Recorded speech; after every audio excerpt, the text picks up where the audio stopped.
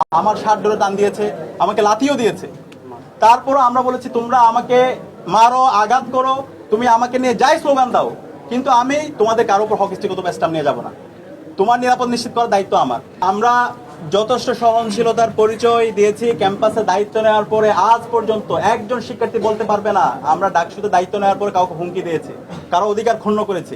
আমরা এমন একটা ক্যাম্পাস চাই যেখানে সবার স্বাধীনতা থাকবে, যেখানে মত প্রকাশের স্বাধীনতা থাকবে, যেখানে কেউ হকিস্টিক অথবা স্ট্যাম্প নিয়ে যাবে না। কেউ আমার বিরুদ্ধে কথা বলবে, আমাকে নিয়ে দীর্ঘ সমালোচনা করবে, কিন্তু আমার সমালোচনা করার কারণে কারো উপর মব তৈরি করে সাংবাদিকদের উপর হামলা করা অথবা হকিস্টিক অথবা স্ট্যাম্প নিয়ে যাওয়া, সেটা আমরা করতে দেব না। তাদের হামলার চিত্র, তাদের সম্পর্কে বিস্তারিত এবং তাদের ফুটেজ, হামলা সময় কোন পজিশনে ছিল সব আমরা তাদেরকে প্রদান করেছি।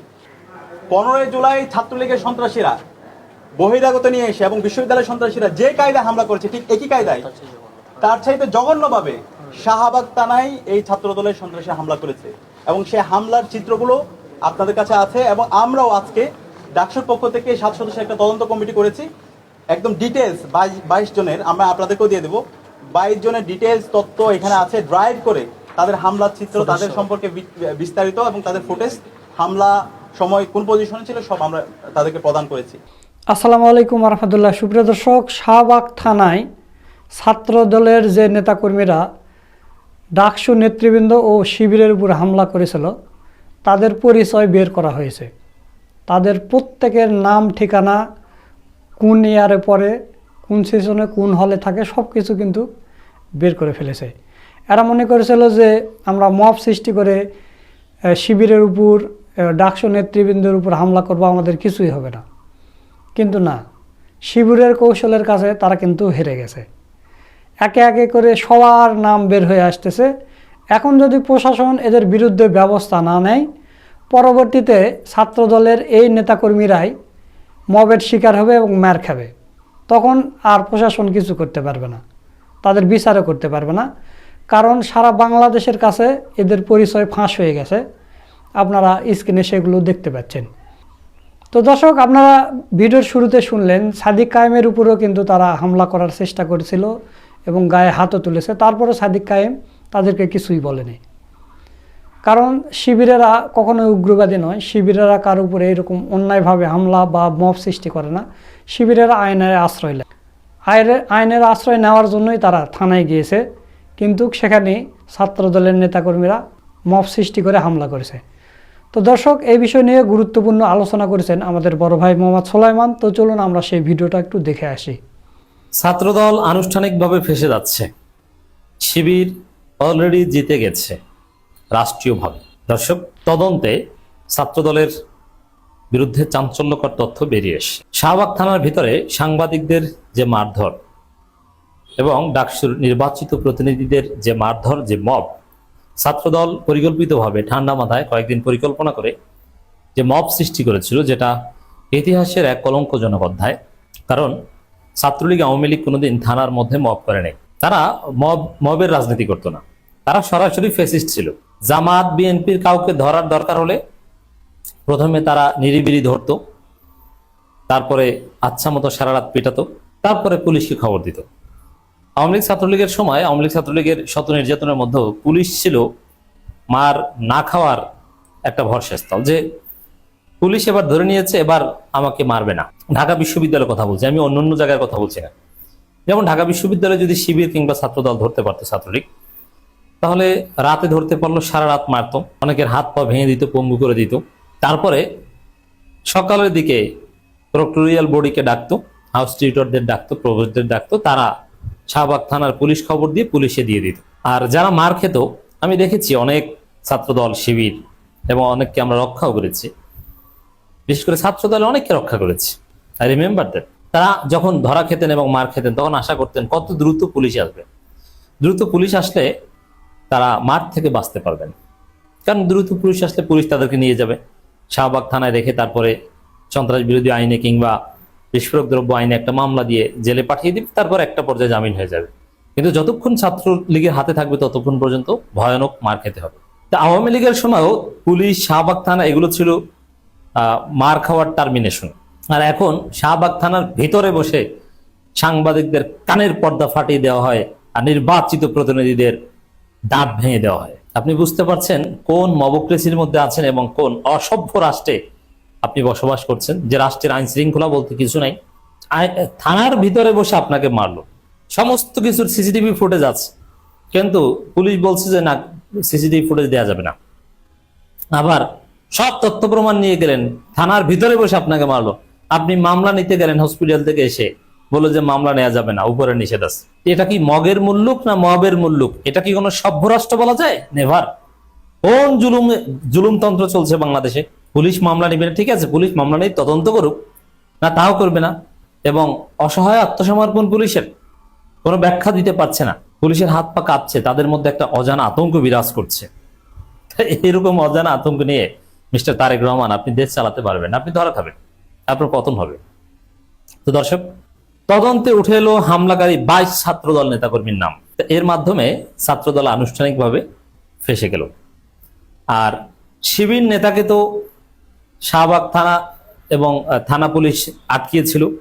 পরে রাষ্ট্রীয় ফ্যাক্ট চেকিং প্রতিষ্ঠান চেক করে দেখেছে না, শিবির নেতা এ ধরনের কোনো নোংরা বক্তব্য দেননি ফেসবুকে। তার নামে ছাত্রদল কিংবা ছাত্রলীগের লোকজন ভুয়া ফটোকার্ড তৈরি করে তাকে হয়রানির শিকার করেছে। শিবির রাষ্ট্রীয়ভাবে, পুলিশিভাবে, এবং পুলিশ কিন্তু শেষ পর্যন্ত ছেড়ে দিয়েছে, পুলিশ নির্দোষ প্রমাণিত হয়ে মুক্ত হয়ে এসেছে এবং শিবিরের ছেলেরা সেটা বিজয় উদযাপন করেছে, তারা ভি চিহ্ন দেখিয়েছে। এবং পরবর্তীতে যত তদন্ত, কোথাও শিবিরের ছেলেদের এক বিন্দু পরিমাণ সম্পৃক্ততা, দোষ প্রমাণিত হয়নি। আর সাংবাদিক হামলায়, ডাকসু নেতাদের উপর হামলায়, সমস্ত হামলায় সন্দেহাতীতভাবে ছাত্র দলের গুরুত্বপূর্ণ পদধারী 22 জন নেতার সম্পৃক্ততা অলরেডি পাওয়া গেছে।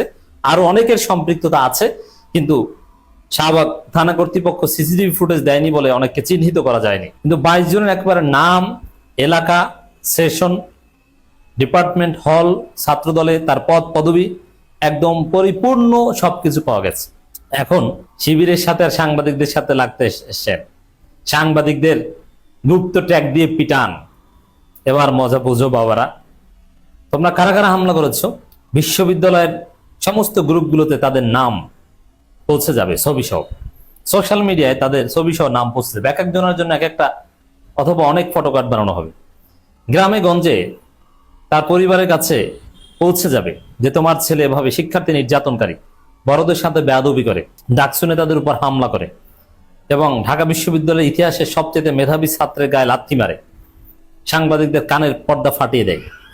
এটা যখন বাবা মা দেখবে, ওই বাবা মা খুব আক্ষেপ করবে যে এই সন্তান জন্ম দিয়েছে আমি, এবং ওই ছেলেদেরকে বিয়ে করাতেও কষ্ট হবে, মেয়ে বিয়ে দিতে চাইবে না, এবং ওরা ক্যারিয়ারে ভালো কিছু করতে পারবে না, ওদের সাথে মেয়েরা প্রেম করবে না, ঘৃণা করবে।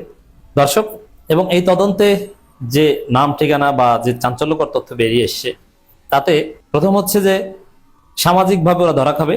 আর বিচার টুডে আর টুমোরো, হয়তো বিএনপি সরকার বিচার করবে না, যেহেতু এটা তারেক জিয়া কিংবা সালাউদ্দিন আহমেদের নির্দেশনায় হয়েছিল, প্রযোজনায় হয়েছিল, কিন্তু 50 বছর পর হলেও বিচার হবে। ঢাকা বিশ্ববিদ্যালয়ে বিভিন্ন অপকর্মের বিচার, পুরনো অনেক ঘটনার মামলা আপনারা দেখেছেন, 17 বছর 18 বছর আগের মামলার বিচার ইউনূসের আমলে হয়েছে, বা অনেককে জেল খাটতে হয়েছে, অনেকের চাকরি কিন্তু চলে গেছে, আমরা জানি। সেই 2009 সালের হামলা, 10 সালের হামলা, সেগুলোতে সরকারি চাকরি করে, বিভিন্ন চাকরি করে, এরকম অনেককে ধরা হয়েছে। এর 15 বছর 16 বছর পরও কিন্তু বিচারের মুখোমুখি হয়েছে, এবং অনেকে পালাতক আছে, চাকরি ছেড়ে পালিয়ে গেছে। ঠিক তদ্রুপ ছাত্র দলের যাদের সম্পৃক্ততা এখানে উঠে এসেছে, চোরে আর টুমোরো, এখানে 15 বছর লাগবে না, লাগবে 1.5 বছর সর্বোচ্চ। বিএনপি সরকার বিচার না করলে 1.5 বছর লাগবে, 1.5 বছর পর হলো এদের বিচার হবে। দর্শক, রাজধানী শাহবাগ থানার ভেতরে ঢাকা বিশ্ববিদ্যালয় ছাত্র সংসদ ও হল সংসদ নেতা এবং সাংবাদিকদের উপর ছাত্র দলের হামলা জড়িতদের চিহ্নিত করেছে তদন্ত কমিটি। ছাত্র দলের 22 নেতাকর্মীকে চিহ্নিত করে অভিযুক্তদের তালিকা প্রমাণ সহ ঢাকা বিশ্ববিদ্যালয়ের ভিসি অধ্যাপক ডক্টর বি.এম. ওবায়দুল ইসলামের কাছে হস্তান্তর করা হয়। ভিসি কার্যালয় সংলগ্ন অধ্যাপক আব্দুল মতিন চৌধুরী ভার্চুয়াল ক্লাসরুমে আনুষ্ঠানিকভাবে এই তালিকা হস্তান্তর করা হয়। এর আগে গত 23 এপ্রিল সন্ধ্যার পর শাহবাগ হামলার ঘটনা ঘটে। পরদিন 24 এপ্রিল এই তদন্ত কমিটি গঠন করা হয়। সামাজিক যোগাযোগ মাধ্যমে একাধিক ফুটেজ বিশ্লেষণ করে 22 জনকে হামলার সাথে সরাসরি সম্পৃক্ততা পাওয়া গেছে। হামলাকারীদের বিস্তারিত তথ্য ফুটেজ সহ দাবি প্রশাসনকে দেওয়া হয়েছে। এর মানে জাস্ট লিখিত তদন্ত না, ফুটেজ সহ প্রমাণ। এই সময় ডাকসু বিপি সাদিক কায়েম অন্যান্য নেতারা উপস্থিত ছিলেন। অপরদিকে বিশ্ববিদ্যালয় প্রশাসনের পক্ষে প্রবিসি কোষাধ্যক্ষ এবং সকল হলের প্রভোস্টগণ উপস্থিত ছিলেন। মানে এক জাঁকজমকপূর্ণ অনুষ্ঠানের মধ্য দিয়ে এই তদন্ত প্রতিবেদন গৃহীত হলো। ডাকসুর তদন্ত কমিটিতে বলা হয়েছে, ঘটনাস্থলে সিসিটিভি ফুটেজ দিতে শাহবাগ থানা পুলিশ অস্বীকৃতি জানানোয় মামলা জড়িতদের থাকা সত্ত্বেও অনেককে শনাক্ত করা সম্ভব হয়নি।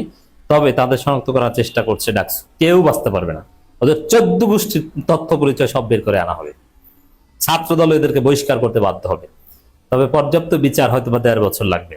হামলাকারীদের নাম আমি বিস্তারিত এখানে আসছি না, কারণ ওটা আমার উদ্দেশ্য নয়। তবে ঢাকা বিশ্ববিদ্যালয়ের ছেলেরা যেখানে যেখানে নাম ছবি সহ প্রচার করা দরকার ওটা পৌঁছে দিবে। সুপ্রিয় দর্শক, আপনারা সোলাইমান ভাইয়ের ভিডিও সহ পুরো ভিডিওটা দেখলেন। তো আজকের ভিডিও আপনাদের কাছে কেমন লেগেছে? যদি ভালো লাগে ভিডিওটা শেয়ার করবেন। সকলকে ধন্যবাদ। আসসালামু আলাইকুম ওয়া রাহমাতুল্লাহ।